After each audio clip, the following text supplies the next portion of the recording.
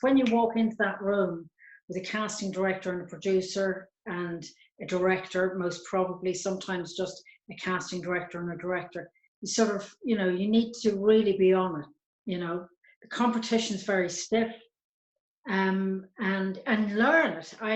You know, you would be amazed at the people that don't learn it. If it's me and I'm auditioning anybody, they get the whole script, so they see where they kind of fit in. But actually, a lot of the time, if it's, you know, coming from America or some things here that are kind of quite sensitive, they will only send, you know, the two or three scenes. So you've got to kind of spend time working on that, trying to figure out what is the role, you know, what may have gone before and after. And so sometimes it's not that clear in the writing. And so, you know, to give it another shot in another direction is something that's kind of maybe quite interesting.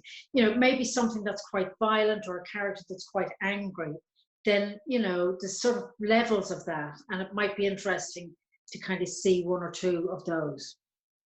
Somehow, as actors, you know, I'm sure you're kind of getting turned down more than not, and you don't necessarily know why. You know, sometimes it's as simple as you're too young, or you don't kind of quite match the kind of person that they've already cast to play your mother or father. And, you know, it's sometimes, you know, as simple as that. You know, it's not that you're not good enough, it's just they're kind of looking for something maybe different. So if you get that opportunity to kind of have another chance, then it's worth asking that question, you know, what can I do that's different, you know, that I didn't do the first time, or, you know, I think that's worth kind of having a, you know, chat about. What you've got to do in that self-tape is, you know, one, get a sense of what that character is. What do you think that character is? You don't need to kind of overanalyze things. What directors actually in particular, and what casting directors, because it'll probably go to them first, will want to see is somebody confidently delivering the lines that they've learned and trying to kind of create a sense of what that scene is and what that character is. No more complicated than that. Would I do one or two takes? Sometimes I do. You know, if a part, I would suggest that if a part is quite, you know, complex, or if a part, if you're not sure, for example, how funny a role is, you know, it's maybe not that clear from the writing, then I would give them kind of a choice and say, look, you know, and in the break in between introducing, say, well, look, I've gone in another direction here, just to give you another idea of what it, you know, I could do, and leave it at that. It's got to be that simple, really. The scenario is, you know, you arrive, you don't know anybody, your costume is in, you know, your trailer, wherever you got to change, you walk on set, you don't know anybody, nobody introduces you to anybody, and yet you've got to kind of deliver. But you've got to do that. That's your job. You've got to concentrate and do that. Don't worry about all that kind of fluff that's going on around. That's actually what you're there to do. And sometimes as an actor, you walk into that situation, or you walk into a situation that's very difficult.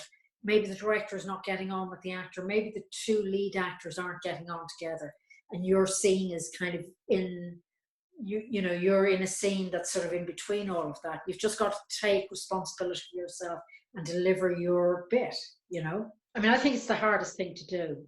I think it's the hardest thing to come in for a day, you know, for two scenes, and deliver something when, you know, filming has been going on for kind of maybe 4 or 5 weeks. I mean, I had a case of it last year on a film I did, an actor coming in for one scene, one very, very important scene, at the end of the film. It was a film I did for BBC One with a major actress, and arrives in the morning, you know, sitting in her trailer for, you know, 5 hours, you know, until we get to that scene, and we've to wrap at 7, and it's now probably 5:45. And she's got to deliver, you know, she's a lot of dialogue in a 3-page scene. And my God, did she do it. She walked in, she nailed it. She walked in, she was that detective, that was it. We walked, we turned over, she knew her lines, she was impeccable, and we got the scene in that 3, you know, hour and a quarter. And that's really what you need to be able to do as an actor who's coming in for a scene or two. And not worry too much about who is facing you, because it really was her and this other actor in the scene. So there's going to be a bit of generosity there, of course, and there's going to be kind of major generosity from me, because I know, you know what I mean, we're kind of up against it. So if you have sat at home and worked on that, as you know, we've all done it, I'm sure, for weeks, and you know, you got the part a month ago, you've been thinking about it ever since, down to kind of what you're going to wear, what your hair, you know, what it's going to be like. And then you get there and you've got 3/4 of an hour to deliver something. And that actually is more the case than not. And the people that walk on and can deliver and do it beautifully, and you know, don't let the time thing, you know, phase you. You just sit there, you kind of get on with it and concentrate. They're the people that they're the people that I remember as a director. I will cast that actor again because she absolutely delivered that day, you know, and they're the people that are kind of memorable, you know, if it's possible at all. And I think it's more important for those smaller roles to attend a read through. Sometimes, let's say you live, I don't know, you know, Cork, and the read through is in Dublin, or vice versa. It's worth the train fare of whatever it is on, you know, or the bus, to actually go and attend that. One, you see what everybody else is doing.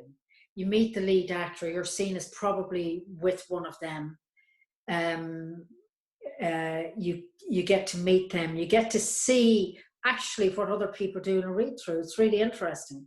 And you get to meet the director, and you probably have a chance to have, you know, 5 or 10 minute conversation with them. And that's why it's worth it. You get the whole tone of the piece. You sit there and listen to everybody else, you know, and maybe your scene is at the beginning, you know, then you've done your bit and you kind of listen to the rest of it, and you get a very good idea of who the people are. You get to meet probably the director of photography, the designer, you know, the props people are usually there. I just think all of that's so worthwhile. All you're looking for is that kind of truthfulness. And what I do as a director is I get a very good idea of what, you know, we've all got equipment as you know, creative people. Actors have a certain amount of equipment, you know, some are much more dexterous than others. Some are, you know, you realize actually after 2 takes, they'll really kind of get it in take 3. They just need that little bit of time to kind of, you know, warm up. And so I see it as a kind of collaboration. And really sometimes too, what you're looking for is choices of, because you've always got to go with an actor's instinct. You know, what their instinct is that's the reason you cast them in the first place.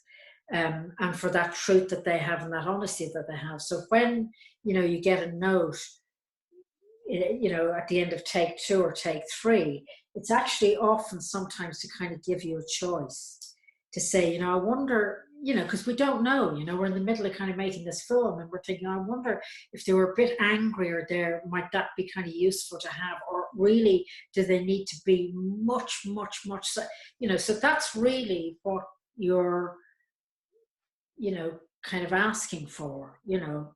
Or an actor might do something without even thinking, and you say to them, you know, you did that, will you remember to kind of do that again? Because it just brings something to that kind of moment. So you've got to find what that is. So if you're coming into a room, or are you coming in at a belt from somewhere, that'll actually just give you that little bit of a, you know, a kind of a nudge up. And sometimes these notes are very subtle, you know, it's kind of subtle kind of changes, you know. Or if it's too kind of angry, then you got to, you know, just sort of feel it within you and try and not let it out. And maybe that's kind of the way to approach it. And sometimes, yeah, in a sense, you are probably self-directing and taking responsibility.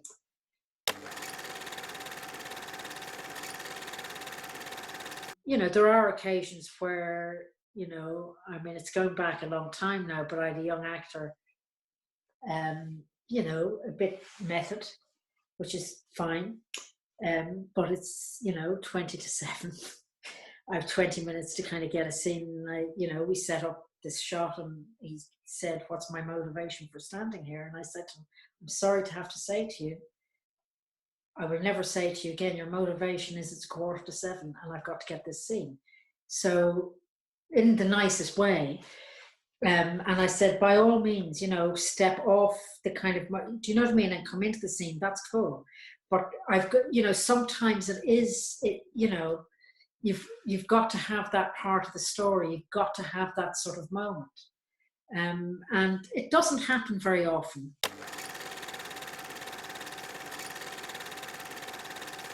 You know, with Americans, for example, I think the biggest difference is, you know, they're not afraid. They're not afraid to kind of keep learning. They're not afraid to adapt, but they're fairly bold as actors. You know, that's their kind of, you know, they probably don't have the same theatre tradition as, say, we do in Ireland, and or certainly in the UK, and possibly in Europe. You know, we're a little bit more kind of tight-assed in that respect. They come in and they kind of grab it and run with it, you know, and their way of working is that very much in the moment. You know, Ethan had so little time on Maudie. He arrived the night before filming, you know. And so it's an amazing kind of thing that I think Americans are able to do. But that comes from all of their training on screen. Most of their training, I mean, he's done theatre, he's done everything.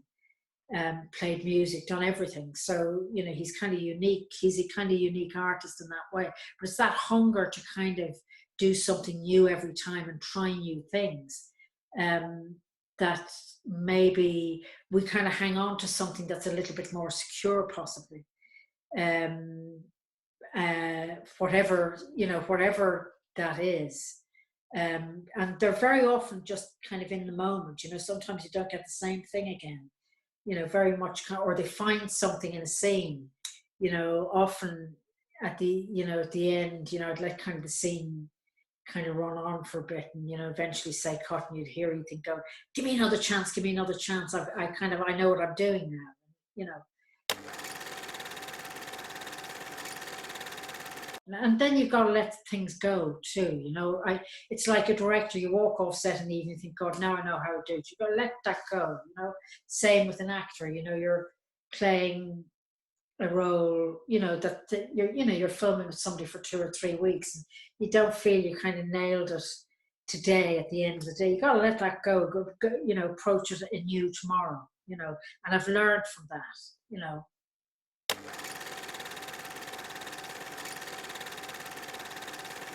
You know, when you no longer have kind of that security of the school or the college or whatever, you know, teaching institution you've been at, you've kind of, you got to learn about the business. You know, I'm amazed at actually not only actors, but generally people haven't sort of, you know, spent the time learning about the business. I would, if I was an actor coming out of drama school, I get to know who the casting directors are. I would get to know the kind of actors that they like, because they are all unique in their own way in terms of the actors that they like. But I think it's just that, and just be brave about stuff and go out and try stuff and not actually be afraid. I mean, I love it when an actor says to me and said, listen, I can do this better. I'll always say to an actor, when we're kind of rehearsing, as in, you know, we're talking about it, or we might be out showing them a location, you know, whatever. And I'll always say to them, when I say, listen, let's move on.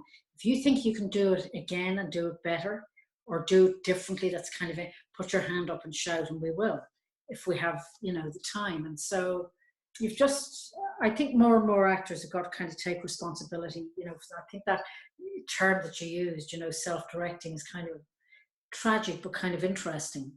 I think it's a bravery with an ability to collaborate and a truthfulness to really try and hold on to kind of what's true. Because if you're with a good director, you'll agree about what that truth is. And you hopefully, if it's a large role, you know, you'll spend a bit of time together. So you're not afraid of or unsure about what you're trying to achieve.